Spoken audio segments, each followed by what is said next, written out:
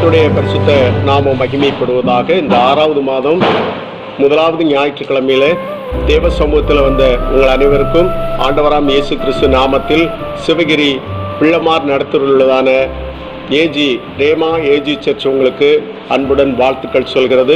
இந்த காணொளி நிகழ்ச்சியை பார்க்கிற உங்கள் அனைவருக்கும் ஆண்டவராம் இயேசு கிறிஸ்து நாமத்திலே எங்களுடைய வாழ்த்துக்கள். ஆரம்ப ஜெபம் பாஸ்டர்மா. ஜெபம். நல்ல தகப்பனே, நன்றியோடு துதிக்கிறோம், ஸ்தோத்தரிக்கிறோம். ஸ்தோத்திரமையா, கடந்த 5 மாதங்களாக கண்ணின் மணி போல் எங்களை பாதுகாத்து எல்லா வாதைகளுக்கும் விலக்கி எல்லா பிரச்சனைகளையும் தீர்த்து எங்களுக்கு சமாதானம் சந்தோஷம் தந்து இந்த 6வது மாதத்தின் முதல் வாரத்தையும் நாங்கள் காண கர்த்தர் தந்த கிருபைக்காக நன்றியோடு துதிக்கிறோம். ஸ்தோத்திரமையா, இந்த தேவன் என்றென்றுமுள்ள சதா காலமும் நம்முடைய தேவன் நம்முடைய மரண பரியந்தம் நம்மை நடத்துவார் என்ற வார்த்தையின்படி எங்களை நடத்த நீர் போதுமானவராக இருக்கிறபடியா. ஸ்தோத்திரமையா, இந்த மாதத்தை நம்முடைய கரத்தில் வைக்கிறோம். இந்த மாதம் முழுவதும் கர்த்தருடைய கரம் எங்களோடு இருந்து சரியான செம்மையான பாதையில் நடத்தும்படியாய் ஜெபிக்கிறோம்யா. இந்த ஆராதனைக்காய் நன்றியோடு துதிக்கிறோம், ஸ்தோத்தரிக்கிறோம். இந்த ஆராதனை கவனிக்கிற பிள்ளைகள், இதில் இடைபடுகிற பிள்ளைகள் ஒவ்வொருவர் மேலும் தேவ பிரசன்னம், குடும்பங்களில் தேவ பிரசன்னம் இறங்கும்படியாய் நாங்கள் ஜெபிக்கிறோம். ஆண்டவரே, ஒன்று கூட நம்முடைய வசனத்தை நாங்கள் தியானிக்கவும் உமக்குள்ளே நாங்கள் வளரவும் தேவ ஆசீர்வாதத்தை நாங்கள் பெற்றுக்கொள்ளவும் கர்த்தர் கிருபை தாரும். தொடர்ந்து எங்களோடு இடைபடும் இயேசுவின் நாமத்தில் ஜெபிக்கிறோம் பிதாவே, ஆமென். ஆமென். இப்போது ஒரு பாடல் பாட கேட்போம். சகோதரர் போவாஸ் முன்னால் ஒரு பாடலை பாட இருக்கிறார்கள். ஆட்டு ரத்தம் கோழி ரத்தம் விடுதலை இல்ல, ஆட்டு ரத்தம் கோழி ரத்தம் விடுதலை இல்ல, மனுஷ ரத்தம் மிருக ரத்தம் விடுதலை இல்ல, மனுஷ ரத்தம் மிருக ரத்தம் விடுதலை இல்ல, விடுதலை தரு ரத்தம் இயேசு ரத்தமுங்க, நமக்கு ஜெயம் தரும் ரத்தம் இயேசு ரத்தமுங்க, விடுதலை தரு ரத்தம் இயேசு ரத்தமுங்க, நமக்கு ஜெயம் தரும் ரத்தம் இயேசு ரத்தமுங்க, நமக்காக சிலுவையில் சிந்தின ரத்தமுங்க, பாவ சாபம் நீக்கி நம்மை சுத்திகரிக்குமுங்க, நமக்காக சிலுவையில் சிந்தின ரத்தமுங்க, பாவ சாபம் நீக்கி நம்ம சுத்திகரிக்குமுங்க, ஜீவ ரத்தமுங்க அது இயேசு ரத்தமுங்க, ஜீவ ரத்தமுங்க அது இயேசு ரத்தமுங்க, நம்மை பரிசுத்தமாய் வாழ வைக்கும் மீட்பு ரத்தமுங்க, நம்மை பரிசுத்தமாய் வாழ வைக்கும் மீட்பு ரத்தமுங்க, ரத்தமோ ரத்தம் இயேசு ரத்தமுங்க, நமக்கு ஜெயம் தரும் ரத்தம் இயேசு ரத்தமுங்க, ரத்தமோ ரத்தம் இயேசு ரத்தமுங்க, நமக்கு ஜெயம் தரும் ரத்தம் இயேசு ரத்தமுங்க. அருமையான காலை வேளையிலே கர்த்தருடைய நாமம் உயர்த்தப்படுவதாக. யோவான் ஸ்நானகன் இயேசுவை குறித்து அறிமுகப்படுத்தின ஒரு வாக்கியத்தை இந்த வேளையிலே நான் வாசிக்கப் போகிறோம். யோவான் எழுதின சுவிசேஷம் 1ஆம் அதிகாரம் 29ஆம் வசனம். யோவான் எழுதின சுவிசேஷம் 1ஆம் அதிகாரம் 29வது வசனம். மறுநாளிலே யோவான் இயேசுவை தன்னிடத்தில் வர கண்டு, இதோ உலகத்தின் பாவத்தை சுமந்து தீர்க்கிற தேவ ஆட்டுக்குட்டி, இதோ உலகத்தின் பாவத்தை சுமந்து தீர்க்கிற தேவ ஆட்டுக்குட்டி என்று சொல்லி இயேசுவை இங்கே அறிமுகப்படுத்துவதை நாம் பார்க்கிறோம். 36வது வசனம் வாசியுங்கள். இது இயேசு நடந்து போகிறதை அவன் கண்டு, இதோ தேவ ஆட்டுக்குட்டி என்றான். இதோ தேவ ஆட்டுக்குட்டி என்று சொல்லி இயேசுவை இங்கே யோவான் ஸ்நானகன் அறிமுகப்படுத்துவதை நாம் இந்த அருமையான யோவான் எழுதின சுவிசேஷத்திலே நாம் பார்க்கிறோம். இயேசு தேவ ஆட்டுக்குட்டி. இந்த தேவ ஆட்டுக்குட்டியாகிய இயேசு தேவ ஆட்டுக்குட்டி எப்படிப்பட்டவராக இருந்தார் என்பதை இன்றைக்கு வசனத்திலிருந்து நாம் சில காரியங்களை பார்க்க போகிறோம். இந்த வேத வசனத்தில் நீங்கள் கவனிப்பீங்கன்னா கர்த்தருக்கு ஸ்தோத்திரம் உண்டாவதாக 29வது வசனத்தில் அதே யோவான் ஸ்நானகன் சொல்கிறார், வாசியுங்கள். மறுநாளிலே யோவான் இயேசுவை தன்னிடத்தில் வர கண்டு, இதோ உலகத்தின் பாவத்தை சுமந்து தீர்க்கிற தேவ ஆட்டுக்குட்டி. இயேசு ஆண்டவர் உலக மக்களுடைய பாவத்தை சுமக்கிறவர். தேவ ஆட்டுக்குட்டி என்று சொன்னார். இந்த தேவ ஆட்டுக்குட்டியானவர் என்ன செய்கிறார்? உலக மக்களுடைய பாவங்களை சுமந்து தீர்க்கிறவர். இந்த உலகமானது பாவத்துக்குள்ளே மூழ்கி கிடக்கிறது. ரோமர் கழுதின நிருபத்தில் நீங்கள் வாசிப்பீர்கள் என்றால், ரோமர் கழுதின நிருபத்தில் எல்லோரும் பாவம் செய்து தேவ மகிமை அற்றவர்களானோம் என்று சொல்லி ரோமர் 3ஆம் அதிகாரம் 23வது வசனம் இப்படி சொல்லி இருக்கிறது. வாசியுங்கள். எல்லாரும் பாவம் செய்து தேவ மகிமை அற்றவர்களாகி, எல்லாரும் இந்த உலகத்தில் இருக்கிற எல்லாரும் பாவம் செய்தார்கள். ஆதாம் பாவம் செய்ததன் மூலம் இந்த உலகம் பாவத்துக்குள்ளானது. பாவத்துக்குள்ளானதுனால் இந்த உலகம் தேவ மகிமை அற்ற ஆன நிலையிலே அவைகள் உண்டானபடினால் தேவாட்டுக்குட்டியாகி இயேசு கிறிஸ்து இந்த உலக மக்களின் பாவங்களை சுமந்து தீர்க்கிறவராக இந்த உலகிலே வந்தார். பிரியமானவர்களே, இந்த உலகத்தின் உள்ள ஒவ்வொரு மனிதனுடைய பாவங்கள் போவதற்கு வழி ஒன்றும் இல்லை. அந்த வழி இல்லைன்னு சொல்லித்தான் ஆண்டவராகி தேவன் அவர் இந்த உலகிலே 2020 வருஷத்துக்கு முன்னால் தேவனாய் அவர் இந்த உலகிலே வந்தார். இந்த உலகம் முழுசும் அவராலே உண்டாக்கப்பட்டது. சிலர் நினைக்கிறார்கள் இயேசு ஆண்டவர் 2020 வருஷத்துல தானே அவர் வந்தார், அதுல தான் கடவுள் என்று சொல்லி அவர்கள் சிலர் தப்பாக நினைக்கிறார்கள். இல்லை, இயேசு ஆண்டவர் இந்த உலக தோற்றம் முதல உலகம் அவர் மூலம்தான் உண்டாயிற்று. அவர் சிருஷ்டிக்கப்பட்டவர் அல்ல. அவர் இந்த உலக தோற்றம் முதலே அவர் இருக்கிறார். ஆதியும் அந்தமும், அல்பா ஒமேகா என்று சொல்லப்பட்டு இருக்கிறது அவரை குறித்து. ஆகினால் ஆண்டவர் முந்தினவர் பிந்தினவர், அவரே தேவன். பிறகு ஏன் வந்தார் அப்படின்னு சொன்னா, இந்த உலக மக்களுடைய பாவத்தை போக்குறதுக்கு ஒரு பலி தேவை. வேதவசனம் இப்படி சொல்லி இருக்கிறது, ரத்தம் சிந்துதல் இல்லாமல் பாவ மன்னிப்பு இல்லை என்று சொல்லி எபிரேயர் நிருபம் 9ஆம் அதிகாரம் 22வது வசனம் இப்படி சொல்லி இருக்கிறது. ரத்தம் சிந்துதல் இல்லாமல் பாவ மன்னிப்பு இல்லை என்று சொல்லி வேதம் சொல்கிறது. வாசியுங்கள். நியாய பிரமாணத்தின்படி கொஞ்சம் குறைய எல்லாம் ரத்தம் சிந்ததினாலே சுத்திகரிக்கப்படும். ரத்தம் சிந்துதலில் இல்லாமல் பாவ மன்னிப்பு உண்டாகாது. பாவ மன்னிப்பு இந்த உலகிற்கு வர வேண்டுமானால் ரத்தம் சிந்துதனாலே மனுஷனுடைய பாவங்கள் மன்னிக்கப்படுகிறது. இன்னைக்கு தான் பாவத்தை போக்குறதுக்காக சிலர் அன்னதானம் பண்ணுகிறார்கள். அன்னதானம் பண்ணுகிறது சரிதான். ஆனால் அன்னதானம் பண்றதுனால ஒருத்தங்கிட்ட திருடி அவன் அன்னதானம் பண்றதுனால அவன் பாவம் மன்னிக்கப்பட்டு போய்விடாது. ஆக பாவம் மன்னிக்கப்படுவதற்கு ஒரு குற்றமற்ற ஆட்டின் ரத்தம் சிந்தப்பட வேண்டும்.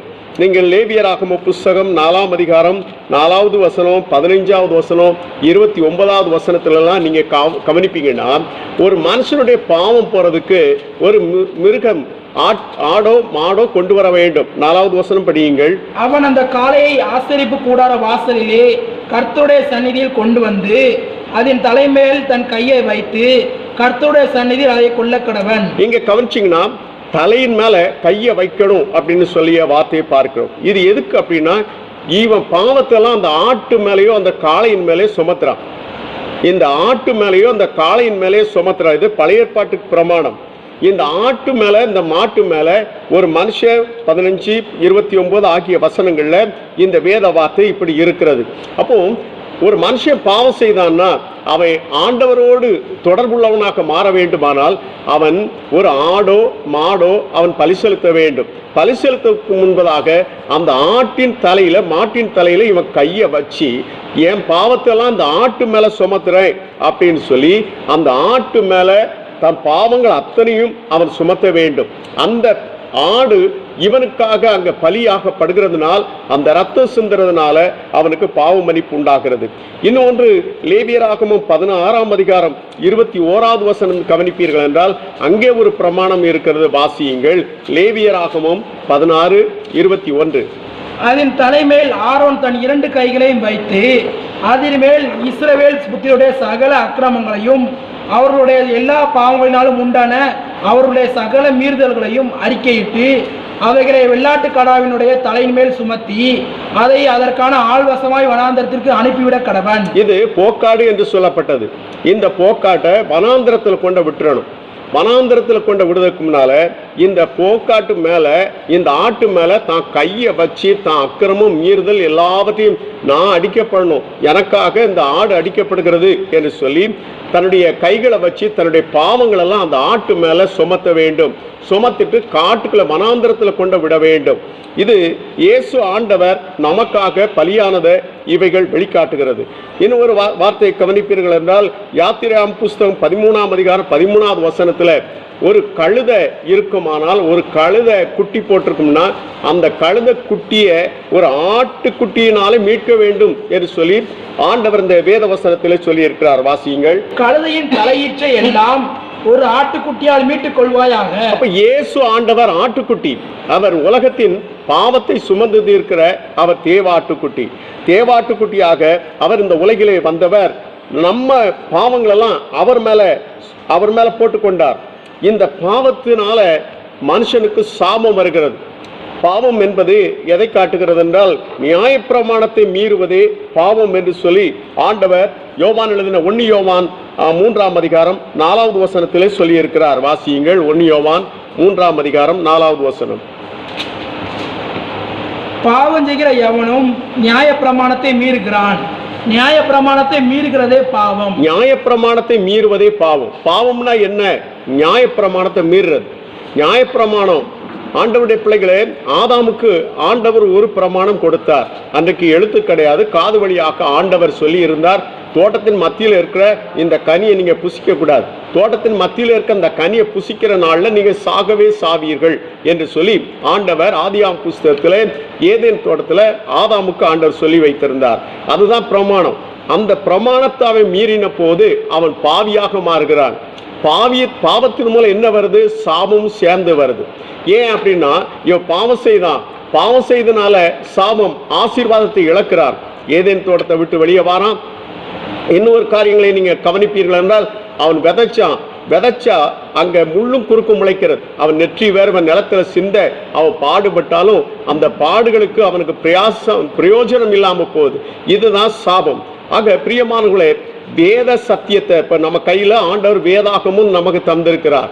இந்த உலகம் முழுசுலையும் மேலான வேதம் உண்டென்றால் இது பைபிள் ஒன்றுதான்.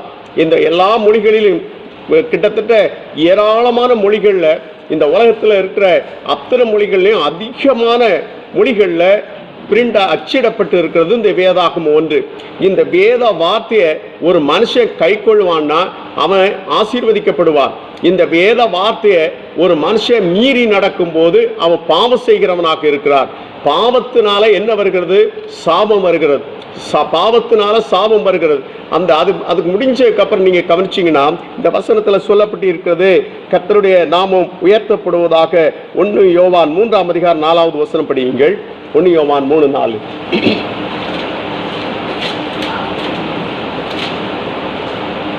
பாவம் செய்கிற எவனும் நியாயப்பிரமாணத்தை மீறுகிறான், நியாயப்பிரமாணத்தை மீறுகிறதே பாவம். நியாயப்பிரமாணத்தை மீறுவதே பாவம். யாக்கோபு எழுதின நிருபம் 1ஆம் அதிகாரம் 15வது வசனம் இப்படி சொல்லி இருக்கிறது. யாக்கோபு 1ஆம் அதிகாரம் 15ஆம் வசனம். பின்பு இச்சையானது கற்பந்தரித்து பாவத்தை பிறப்பிக்கும், பாவம் பூரணமாகும் போது மரணத்தை பிறப்பிக்கும். அப்போ பாவம் பூரணமாகிற வேளையில மரணம் உண்டாகிறது. மரணம் என்கிறது மனுஷன் ஆண்டவர் இந்த உலகத்துல சிருஷ்டித்தது சாபாமை உள்ளவனாக இருக்கத்தான் ஆண்டவர் சிருஷ்டித்தார். ஆனா மரணம் எப்படி வந்தது? அவன் பாவம் செஞ்சதுனால சாபமும் மரணமும் சேர்ந்து வந்துட்டு. ஆகினால தான் ஆண்டவர் சொன்னார், நீ மண்ணாய் இருக்கிறாய், நீ மண்ணுக்கே திரும்புவாய் என்று ஆண்டவராகி தேவன் அவனுக்கு ஆண்டவர் சொன்னார். ஆக பிரியமானவர்களே, இந்த பாவத்தினால மனுஷனுக்கு சாபம் உண்டாகிறது. இந்த சாபத்தை போக்குறதுக்கு தான் இயேசு ஆண்டவர் இந்த உலகிலே வந்தார். இயேசு ஆண்டவர் இந்த உலகிலே வந்தார். அவர் வந்த வேளையில அவரை குறித்து சொல்லப்பட்டிருக்கிறது. மத்தேயு எழுதின சுவிசேஷம் 1ஆம் அதிகாரம் 21வது வசனம் இப்படி சொல்லுகிறது, அவருக்கு இயேசு என்று பெயரிடுவாயாக, ஏனென்றால் அவர் தமது ஜனங்களின் பாவங்களை நீக்கி அவர்களை ரட்சிப்பார். பிரியமானவர்களே, இந்த உலகத்துல பாவம் போறதுக்கு நீங்க எங்க போனாலும் உங்க பாவம் போவாது. இயேசுவை நம்புங்க. இயேசு ஆண்டவர் உங்க பாவத்தை போக்குறவர். இயேசு என்ற பேருக்கு அவர் தமது ஜனங்களின் பாவங்களை நீக்கி அவர்களை ரட்சிக்கிறார். ஆக பிரியமானவர்களே, இயேசு ஆண்டவர் உங்க பாவத்தை சுமக்கிறவர். அந்த பாவத்தை சுமக்கிற ஆண்டவர் தான் ஆட்டுக்குட்டியாய் இந்த உலகிலே வந்தார். அந்த ஆட்டுக்குட்டியாய் வந்த ஆண்டவரைத்தான் இந்த யோவான் ஸ்நானகன் சொல்கிறார், இதோ உலகத்தின் பாவத்தை சுமந்து தீர்க்கிற தேவாட்டுக்குட்டி என்று.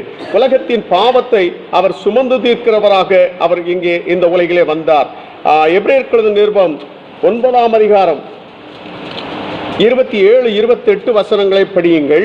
அன்றியும் ஒரே தரம் மரிப்பதும் பின்பு நியாய தீர்ப்படைவதும் மனுஷருக்கு நியமிக்கப்பட்டிருக்கிறபடியே கிறிஸ்துவும் அநேகருடைய பாவங்களை சுமந்து தீர்க்கும்படிக்கு ஒரே தரம் பணியிடப்பட்டு. இந்த வசனத்துல கவனிச்சீங்கன்னா, கிறிஸ்துவும் அநேகருடைய பாவங்களை சுமந்து தீர்க்கும்படி இயேசு ஆண்டவர் அநேகருடைய பாவங்களை சுமந்து தீர்க்கிறவராக இந்த உலகிலே அவர் வெளிப்பட்டார். இந்த அருமையான காலை வேளையில இந்த காணொளி நிகழ்ச்சியை பார்க்கிற அருமையான கர்த்தருடைய பிள்ளையே, நீ சென்ம பாவத்தினால கர்ம பாவத்தினால் பிடிக்கப்பட்டு உன்னுடைய முற்பிதாக்கள் செய்த பாவத்தினாலே சாபத்துக்குள்ளாகி நீ செய்த பாவத்தினால நீ பிடிக்கப்பட்டு இருப்பாயானால் இந்த காலை வேளையில இயேசுவை நோக்கி பார். இயேசு ஆண்டவர் நிச்சயமாய் உங்களுக்கு ஒரு நல்ல விடுதலையை தருவார். சிலர் நினைக்கிறார்கள், அந்த கிறிஸ்தவங்க தப்பு செஞ்சுட்டு போய் இயேசுவை மன்னியும் என்று சொல்லி கேட்கிறாங்க. கேட்கிற வழியில இயேசு ஆண்டவர் மன்னிச்சிடுறாரு அப்படின்னு நினைக்கிறாங்க. அப்படி இல்லை, ஆண்டவர் மன்னிக்கிறார். ஆனா நீ இந்த உலகத்துல என்ன தப்பு செஞ்சியோ அந்த தப்புக்குரிய தண்டனை கண்டிப்பாக நீ அடைந்துதான் ஆக வேண்டும். நமக்கு தெரிந்திருக்கிறபடி சென்னையில் ஆட்டோ சங்கர் என்கிற ஒரு அருமையான சகோதரர் இருந்தார். அவர் ஒரு துன்மார்க்க ஜீவம் செய்து கொண்டிருந்த அவரை பிடிச்சு ஜெயிலில் போட்டாங்க. ஜெயிலில் போட்டு அவருக்கு கொலைக்குரிய தூக்கு தண்டனைக்குரிய நாளும் குறித்து விட்டார்கள். அந்த வேளையிலே அவர் எப்படியோ வேதாகமத்தை வாங்கி வாசிக்க தொடங்கின போது அவர், இயேசுவே என் பாவத்தை மன்னியும், நான் இவ்வளவு நாளும் நான் பார்க்கலையே, நீர் என்னை மன்னியும் என்று சொல்லி அவர் ஜெபம் பண்ணின போது அவருக்கு பாவத்திலிருந்து மன்னிப்பு கிடைத்தது. ஆனால் தூக்கு தண்டனை நிறைவேறியது. காரணம், அவர் இந்த உலகத்தில் தப்பு செய்த அந்த தப்புக்குரிய தண்டனையை கண்டிப்பா அடைந்துதான் ஆக வேண்டும். இன்னொரு காரியம் இருக்குது, பரலோகத்துக்கு ஆண்டவர் வாசலை திறக்கிறார். இவர் பரலோகத்துக்கு போயிட்டார், ஆட்டோ சங்கர். ஆக பிரியமானவர்களே, இந்த அருமையான காலை வேளையில நீ என்ன பாவத்தில் பிடிக்கப்பட்டு இருந்தாலும் கர்த்தருக்கு ஸ்தோத்திரம், சாபத்துக்குள்ளாகி வீடு முன்னேறாதபடி உன் வாழ்க்கையில என்ன பிரச்சனைக்குள்ள இருந்தாலும் இந்த அருமையான காலை வேளையில இயேசுவை நோக்கிப்பார். இயேசு ஆண்டவர் உன் பாவத்தை மன்னித்து உனக்கு விடுதலை தர அவர் வல்லமை உள்ளவர். இந்த உலகத்தில் எந்த மனுஷன் என்ன முயற்சி பண்ணினாலும் சரி, அவன் என்ன காரியங்கள் செய்தாலும் சரி, அவனுக்கு பாவத்தில் இருந்து அவனுக்கு விடுதலை என்பது நிச்சயமாய் கிடைக்காது. இயேசு ஒருவர் தான் பாவத்தை மன்னிக்கிறவராக இந்த உலகிலே அவர் வந்தார். இந்த அருமையான காலை வேளையிலே இயேசுவை நோக்கி பாருங்கள். இயேசு ஆண்டவர், உடைய பாவத்தை சுமக்கிறவர். ஆக இந்த அருமையான வேத வசனத்துல யோவான் ஸ்நானகன் சொன்னார், இதோ உலகத்தின் பாவத்தை சுமந்து தீர்க்கிற தேவாட்டுக்குட்டி. இன்னும் ஒரு வசனத்தை பேதுருவிலே வாசிப்பீர்கள் என்றால் 1 பேதுரு 1 அதிகாரம் 19வது வசனம் வாசியுங்கள். குற்றமில்லாத மாசற்ற ஆட்டுக்குட்டியாகிய கிறிஸ்துவின் விலையேற பெற்ற ரத்தத்தினாலே மீட்கப்பட்டீர்கள் என்று அறிந்திருக்கிறீர்களே. இந்த வசனத்துல கவனிச்சீங்கன்னா, ஆட்டுக்குட்டி என்ன ஆட்டுக்குட்டி? குற்றமில்லாத மாசற்ற ஆட்டுக்குட்டி. இயேசு ஆண்டவர் குற்றமில்லாதவர். ஒரு பலியாக வேண்டுமானால் அந்த பலி ஆண்டவர் அந்த குற்றமில்லாத பலியாக இருக்க வேண்டும். நீங்க யாத்திரா புஸ்தகத்தில் நீங்கள் கவனிப்பீர்கள் என்றால், பஸ்கா ஆட்டுக்குட்டிக்கு அவர்கள் பலியிட வேண்டிய பலி எப்படி இருக்க வேண்டும் என்பதை ஆண்டவர் இப்படி சொல்லி இருக்கிறார். யாத்திராகமும் 12ஆம் அதிகாரம் 5வது வசனம் வாசியுங்கள். அந்த ஆட்டுக்குட்டி பழுதற்றதும் ஆணும் 1 வயது உள்ளதுமாய் இருக்க வேண்டும். செம்மறியாடுகளாவது வெள்ளாடுகளாவது அதை தெரிந்து கொள்ளலாம். இந்த வசனத்துல கவனிச்சீங்கன்னா, அந்த ஆடு பழுதற்ற ஆடாக இருக்க வேண்டும். மல்கியாவில் சொல்லப்பட்டு இருக்கிற வார்த்தையின்படி பலி செலுத்த இந்த மக்கள் வந்தார்கள். கண் ஊனமானதை கொண்டு வந்தார்கள், கால் ஊனமானதை கொண்டு வந்தார்கள், நசல் கொண்டதை கொண்டு வந்தார்கள். இதை உன்னுடைய அதிபதிக்கு கொடு, அவை உன் மேல பிரியமா இருப்பானா என்று சொல்லி ஆண்டவர் மல்கியாவில் இந்த மக்களிடத்தில் ஆண்டவர் கேட்டு இருக்கிறார். ஆக பலிமிருகம் என்பது பழுதற்றதாக இருக்க வேண்டும், ஊனமற்றதாக இருக்க வேண்டும். உன்னத பாட்டு புஸ்தகத்தில் கவனிச்சிங்கன்னா, என் பிரியமே நீ ரூபவதி, உன்னிலே பழுது ஒன்றும் இல்லை என்று சொல்லி உன்னத பாட்டு புஸ்தகத்திலே அந்த மணவாட்டியை குறித்து ஆண்டவர் சொல்லி இருக்கிறார். பழுதற்ற ஒரு ஆட்டுக்குட்டியின் 4ஆம் அதிகாரம் 7வது வசனம். என் பிரியமே நீ பூரண ரூபவதி, உன்னில் பழுதொன்றும் இல்லை. அப்போ உன்னிலே பழுது ஒன்றும் இல்லை. பழுதற்றவர்களாக நாம் காணப்பட வேண்டும். நாம் ஆராதிக்கிற ஆண்டவர் அவர் பழுதற்றவர். திரளான கூட்டத்தின் மத்தியில் நின்று அவர் கேட்டார். யோவான் எழுதின சுவிசேஷம் 8ஆம் அதிகாரம் 46வது வசனத்துல நீங்க வாசித்து பார்ப்பீங்கன்னா, என்னில குற்றம் உண்டு என்று சொல்லி யார் உங்களிலே சொல்லக்கூடும் என்று சொல்லி தெளிவாய் கேட்கிறார். யாருமே அவர் மேல எந்த குற்றமும் அவரை சொல்ல முடியல. 14ஆம் அதிகாரம் 30வது வசனத்துல நீங்க கவனிச்சீங்கன்னா, இதோ உலகத்தின் அதிபதி என்னிடத்தில் வருகிறான். வாசியுங்கள் 14ஆம் அதிகாரம் யோவான் 14:30.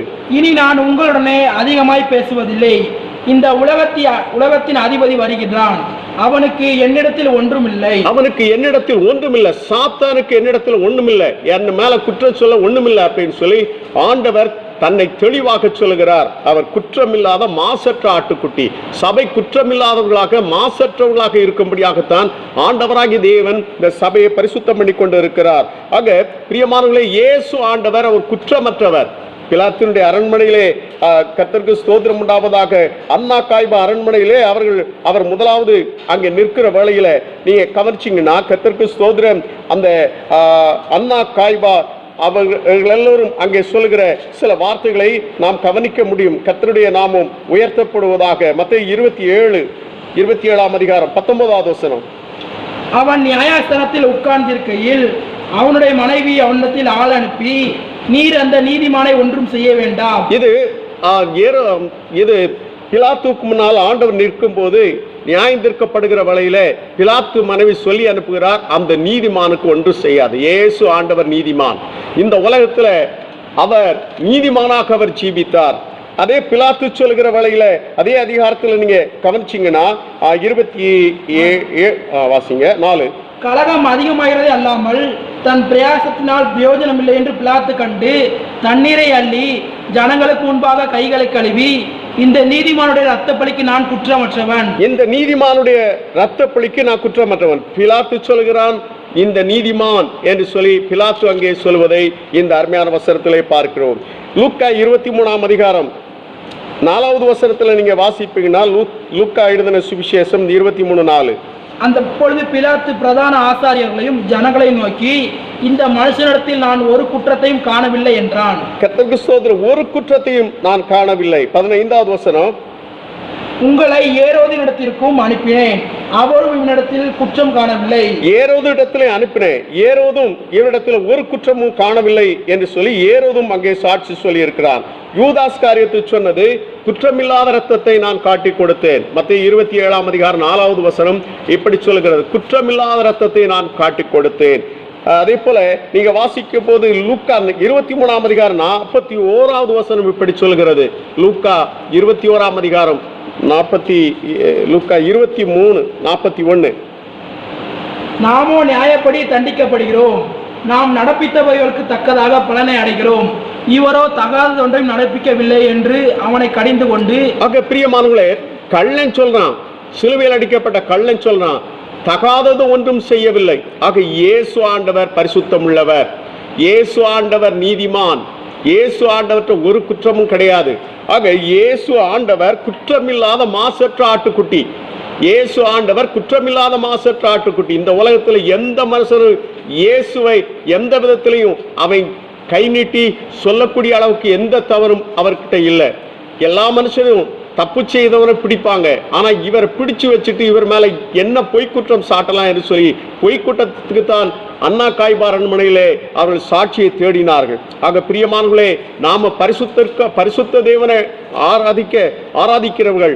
1 பேதுரு 1 அதிகாரம் இப்படி வேத வசனத்தில் இப்படி ஆண்டவர் சொல்லி இருக்கிறார். 1 பேதுரு 1 அதிகாரம் 10வது வசனம் படி, உங்களுக்கு உண்டான கிருபையை குறித்து தீர்க்க தரிசனம் சொன்னது 16 வாசி. நான் பரிசுத்தர், ஆகையால் நீங்களும் பரிசுத்தராயிருங்கள் என்று எழுதியிருக்கிறது. இந்த அருமையான வேளையில ஆண்டவர் பரிசுத்தர். 1 பேதுருல நீங்க வாசித்த இந்த வேத வசனத்துல கர்த்தருக்கு ஸ்தோத்திரம், நான் பரிசுத்தர் ஆகினால் நீங்களும் பரிசுத்தராயிருங்கள் என்று 1 பேதுரு 1 அதிகாரம் 16வது வசனம் சொல்லி இருக்கிறது. ஆக அருமையான சபையோரே, காண்கிற மக்களே, நாம் ஆராதிக்கிற நம்முடைய தேவன் குற்றமற்றவர். குற்றமற்ற தேவனை ஆராதிக்கிற நாம் குற்றமற்றவர்களாக நாம் காணப்பட வேண்டும். இயேசு ஆண்டவர் அவர் குற்றமற்ற ஆட்டுக்குட்டி. இன்னும் ஒரு வசனத்தை நீங்கள் வாசிப்பீர்கள் என்றால் அவர் எப்படிப்பட்ட ஆட்டுக்குட்டி என்று சொல்லப்பட்டு இருக்கிறது என்று பார்ப்போம். ஏசாயா 53 அதிகாரம் 7 வசனம். அவர் நெருக்கப்பட்டும் ஒடுக்கப்பட்டும் இருந்தார், ஆனாலும் தம்முடைய வாயை அவர் திறக்கவில்லை. அடிக்கப்படும்படி கொண்டு போகப்படுகிற ஒரு ஆட்டுக்குட்டியை போலவும் தன்னை மயிர் கத்திரிக்கிறவனுக்கு முன்பாக சத்தமிடாது இருக்கிற ஆட்டை போலவும் அவர் தம்முடைய வாயை திறவாதிருந்தார். அப்போ சத்தமிடாத ஆட்டுக்குட்டி, ஆண்டவர் சத்தமிடாத ஆட்டுக்குட்டியாக அவர் இருந்தார். வீணானவைகளை பேசி வீண் வம்புகளை விலைக்கு வாங்குற அருமையான தேவனுடைய பிள்ளையே, இந்த வேத வசனத்தில் கவனித்து பார்க்கிறேன் என்றால் நம்முடைய ஆண்டவர் அவர் சத்தமிடாத ஆட்டுக்குட்டியாக அவர் இருந்தார் என்று சொல்லி வேத வார்த்தையிலே சொல்லப்பட்டு இருக்கிறது. 1 பேதுரு 2 அதிகாரம் 23வது வசனத்தில் ஆண்டவரை பற்றி இப்படி சொல்லி இருக்கிறது. வாசியுங்கள். 1 பேதுரு 2:23. அவர் வையப்படும் போது பதில் வையாமலும் பாடுபடும் போது பயமுறுத்தாமலும் நியாயமாய் தீர்ப்பு செய்கிறவருக்கு தம்மை ஒப்புவித்தார். இந்த வசனத்துல கவனிச்சீங்கன்னா, வையப்படும் போது பதில் வையாதவர், திரும்பி வையாதவர். ஆண்டவர் சொல்கிறார், நீங்க சும்மா இருங்க, நான் உங்களுக்காக யுத்தம் பண்ணுவேன் என்று சொல்லி. ஆனால் மனுஷன் தான் முந்திக்கிடுவானே ஒழிய ஆண்டவர் செயல்பட அவன் இடம் கொடுப்பதில்லை. இந்த வசனத்துல கவனிச்சீங்கன்னா, ஆண்டவர் வைத்தார்கள், ஆனால் அவர் பதில் வையல அப்படின்னு சொல்லி இந்த அருமையான வேத வசனத்திலே ஆண்டவர் சொல்லி இருக்கிறார். ஆண்டவருடைய வார்த்தை சொல்கிறது. இந்த வேத வசனத்துல சனகரிம் சங்கத்திற்கு முன்பதாக ஆண்டவர் நிற்கிறார். மத்தேயு 26ஆம் அதிகாரம் 26, 62, 63. அப்பொழுது பிரதான ஆசாரியன் எழுந்திருந்து அவரை நோக்கி, இவர்கள் உனக்கு விரோதமாய் சாட்சி சொல்கிறதை குறித்து நீ ஒன்றும் சொல்கிறது இல்லையா என்றான். அடுத்த வசனம், இயேசுவோ பேசாமல் இருந்தார். நிறைவேறட்டும், தேவ சித்தம் நிறைவேறட்டும். பேசாமல் இருந்தார். பேசாமல் இருந்தாலே போதும், சண்டை ஓஞ்சிரும். சத்தமிடாத ஆட்டுக்குட்டி. குடும்பத்தில் இன்னைக்கு சண்டை வர்றது காரணமே இவங்க வாய் அதிகமா பேசுறதுனால தான் சண்டை அதிகமா வருது. இயேசு ஆண்டவர் சத்தமிடாத ஆட்டுக்குட்டியாக இந்த ஜனகரிம் சங்கத்திற்கு முன்பதாக ஆண்டவர் நின்றார். அதே போல நீங்க கவனிச்சீங்கன்னா, இந்த ஏரோது அரண்மனையில நீங்க வாசிக்கும் போது, பிலாத்து அரண்மனையில வாசிக்கும் போது மத்திய 27ஆம் அதிகாரம் 13, 17, 13, 14. அப்பொழுது பிலாத்து அவரை நோக்கி, இவர்கள் உன்மேல் எத்தனையோ குற்றங்களை சாட்டுகிறார்களே, நீ அவைகளை கேட்கவில்லையா என்றான். அவரோ ஒரு வார்த்தையும் மறுதரமாக சொல்லவில்லை. அவர் ஒரு வார்த்தையும் மறுதரம் ஒண்ணுமே சொல்லல. அப்படிங்கிறத நாம் இந்த வேத வசனத்திலே கவனிக்கிறோம். லூக்கா 23ஆம் அதிகாரம் 9வது வசனத்துல ஏரோது இயேசுவிடத்துல பல காரியங்களை குறித்து கேட்கிறான். பல காரியங்களை குறித்து கேட்டாலும் ஒரு வார்த்தையும் ஆண்டவர் பேசல. 9 வாசிங்க. அநேக காரியங்களை குறித்து அவரிடத்தில் வினாவினான்.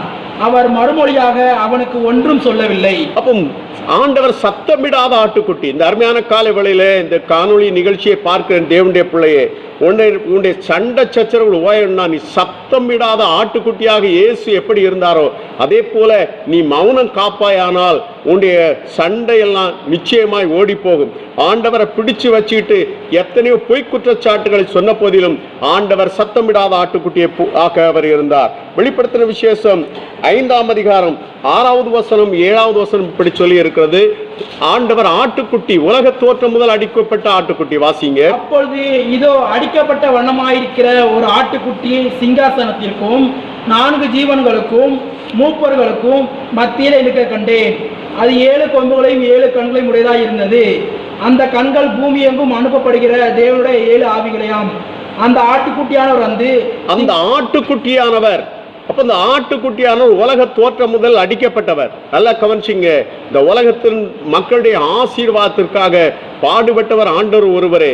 இவர் உலக தோற்றம் முதல் அடிக்கப்பட்டவர். அருமையான காலை வேளையிலே வேறு வழி இல்லை. இயேசுவை சிலுவையை நோக்கி நிற்பார்.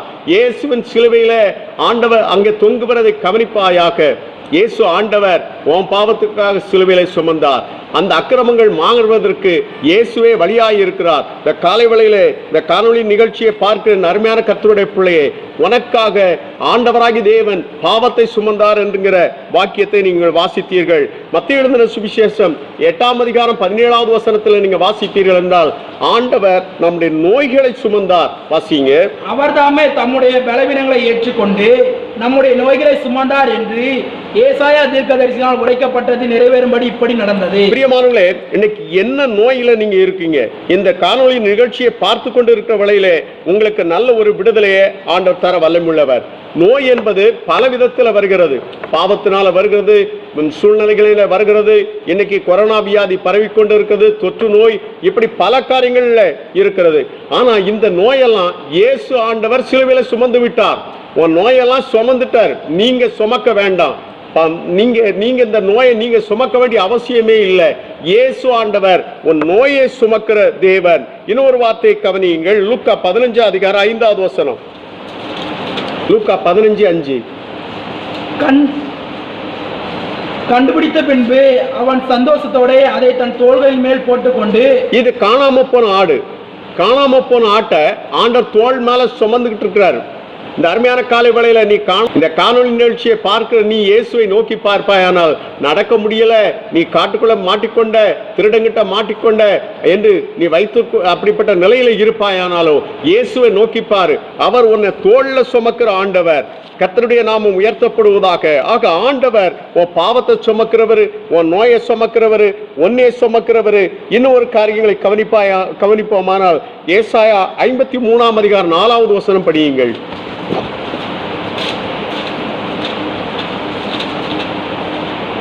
மெய்யாகவே அவர் நம்முடைய பாடுகளை ஏற்றுக்கொண்டு நம்முடைய துக்கங்களை சுமந்தார். நம்முடைய துக்கங்களை சுமந்தார். இயேசு ஆண்டவர் உன் துக்கங்களை சுமந்திருக்கிற தேவன். 1 பேதுரு 5ஆம் அதிகாரம் 7வது வசனம் இப்படி சொல்லி இருக்கிறது, அவர் உங்களை விசாரிக்கிறவனானபடியால் உடைய கவலைகளை எல்லாம் அவர் மேல வச்சிருங்க அப்படின்னு சொல்லி. ஆக உங்க துக்கங்களை, கவலையெல்லாம் இயேசு ஆண்டவர் சுமக்கிறவர். அருமையான காலை வேளையிலே நீ சுமக்க தேவையில்லை, இயேசு ஆண்டவர் சுமந்து விட்டார். அவர் உலகத்தின் பாவத்தை சுமக்கிறவர் மட்டுமல்ல, இந்த காணொளி நிகழ்ச்சியை பார்க்கிற ஒவ்வொருடைய பாவத்தையும் அவர் சுமக்கிறவர், நோயை சுமக்கிறவர், துக்கத்தை சுமக்கிறவர். கர்த்தருக்கு ஸ்தோத்திரம். அவர் உன்னையே சுமக்கிறவர். இந்த அருமையான காலை வேளையிலே அந்த பாவியான கள்ளன் எப்படி அவன் சிலுவை நோக்கி பார்த்தானோ அதே போல உலகத்தின் பாவத்தை சுமந்து இருக்கிற இந்த ஆண்டவராகிய இயேசு கிறிஸ்துவை நீ நோக்கி பார்ப்பாயானால் தேவனாகிய கர்த்தர் உன் நோயிலிருந்து உனக்கு விடுதலை தருகிறார், துக்கத்திலிருந்து விடுதலை தருகிறார். உன்னுடைய வேதனையில் இருந்து ஆண்டவர் விடுதலை தந்து அவர் வழிநடத்த வல்லமுள்ளவர். பின்பற்ற வேண்டிய ஒருவர் இயேசு ஒருவர். அவர் குற்றமற்றவர், அவர் மாசற்றவர். அவருடைய வழியை நாம பின்பற்றும் போது நம்முடைய வாழ்விலே ஜெயத்தை பெற்றுக்கொள்வோம். ஜெபம் பண்ணுவோம். ஸ்தோத்திர ஆண்டவரே, ஸ்தோத்திர ஆண்டவரே, ஸ்தோத்திர ஆண்டவரே, ஸ்தோத்திர ஆண்டவரே, ஸ்தோத்திர ஆண்டவரே. இந்த அருமையான காலை வேளையிலே இயேசுவே நீர் எப்படிப்பட்ட ஆட்டுக்குட்டியா இந்த உலகிலே வந்தீர் என்பதை நாங்கள் இந்த அருமையான நாளே தியானிக்க உதவி செய்தீர். அப்பா, உலக மக்களுடைய பாவங்களை சுமக்கிறவர். இந்த காணொளி நிகழ்ச்சியை பார்க்கிற ஒவ்வொருடைய பாவத்தையும் நீர் சுமக்கிறவர். அப்பா, உம்மை போலவே மாசற்றவர்களாக இருக்க உதவி செய்யும். உம்மை போலவே சத்தமிடாத வீணாய் பேசி அவன் வேதனை அடைந்து கொள்ளாதபடிக்கு சத்தமிடாத ஆட்டுக்குட்டியை போல இருக்க உதவி செய்யும். நீரே உலக தோற்றம் முதல் அடிக்கப்பட்டவர் என்பதை விசுவாசித்து உம்மை நோக்கி பார்க்கட்டும். தகப்பனே, மக்கு ஸ்தோத்திரம். எங்களுடைய வியாதியை நீர் சுமந்திருக்கிறீர், எங்களுடைய துக்கங்களை சுமந்திருக்கிறீர், எங்களுடைய கவலைகளை நீர் சுமந்திருக்கிறீர். அப்பா, மக்கு ஸ்தோத்திரம். எங்களே நீர் சுமக்கிற தேவனாக இருக்கிறீர். அருமையான காலை வேளையிலே இந்த வியாதி பலவீனங்கள இருக்கிற மக்களுக்காக செபிக்கிறேன், துக்கத்தோடு இருக்கிற மக்களுக்காக செபிக்கிறேன். நீரே சுமந்தவர் என்பதை கண்டு ஆண்டவர் உம்மை நோக்கி பார்க்க உதவி செய்யும். உம்முடைய நாமத்தில் செபிக்கிறேன். இப்போதே ஒரு விடுதலை உண்டாவதாக, உம்முடைய நாமம் உயர்த்தப்படுவதாக. இந்த ஆராதனை ஆசீர்வதித்தே உமக்கு நன்றி. இயேசுவின் நாமத்தில் வேண்டுகிறோம் பிதாவே. என் ஆத்துமாவே கர்த்தரை ஸ்தோத்திரி, என் முழு உள்ளமே பரிசுத்த நாமத்தை ஸ்தோத்திரி. என் ஆத்துமாவே கர்த்தரை ஸ்தோத்திரி, அவர் செய்த சகல பாரங்களையும் மறவாதே. ஆமேன், ஆமேன்.